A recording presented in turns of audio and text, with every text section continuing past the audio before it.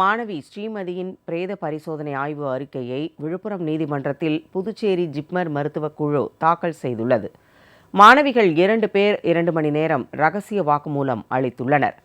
கள்ளக்குறிச்சி மாணவி ஸ்ரீமதியின் 2 பிரேத பரிசோதனை அறிக்கைகளையும் புதுச்சேரி ஜிப்மர் மருத்துவமனை தடயவியல் துறை பேராசிரியர்களான குஷகுமார் சாஹா, சித்தார்த் தாஸ், அம்பிகா பிரசாத் பத்ரா ஆகியோர் அடங்கிய 3 பேர் கொண்ட குழுவினர் ஆய்வு செய்து 1 மாதத்தில் அறிக்கை அளிக்க சென்னை உயர்நீதிமன்றம் உத்தரவிட்டது. அதன்படி மாணவியின் மரண வழக்கை விசாரித்து வரும் சிபிசிஐடி போலீசார் மாணவி ஸ்ரீமதியின் 2 பிரேத பரிசோதனை அறிக்கைகளையும் புதுச்சேரி ஜிப்மர் மருத்துவக் குழுவினரிடம் கடந்த 1ஆம் தேதி ஒப்படைத்தனர். கடந்த 21 நாட்களுக்கும் மேலாக மாணவி ஸ்ரீமதியின் 2 பிரேத பரிசோதனை அறிக்கைகளையும் புதுச்சேரி ஜிப்மர் மருத்துவமனையைச் சேர்ந்த மருத்துவக் குழுவினர் ஆய்வு செய்து வந்த நிலையில் ஆய்வை முடித்து அதன் அறிக்கையை விழுப்புரம் நீதிமன்றத்தில் நேற்று தாக்கல் செய்துள்ளனர். ஆய்வு அறிக்கையை சீலிடப்பட்ட கவரில் வைத்து விழுப்புரத்தில் உள்ள தலைமை குற்றவியல் நீதித்துறை நடுவர் நீதிமன்ற நீதிபதி புஷ்பராணியிடம் வழங்கப்பட்டுள்ளது.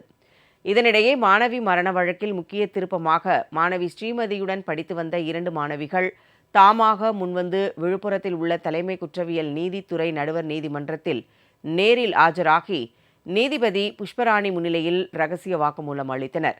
அப்போது நீதிமன்ற அறைக்கதவுகள் மூடப்பட்டு 2 மணி நேரம் மாணவிகள் அளித்த வாக்குமூலத்தை நீதிபதி புஷ்பராணி பதிவு செய்து கொண்டார்.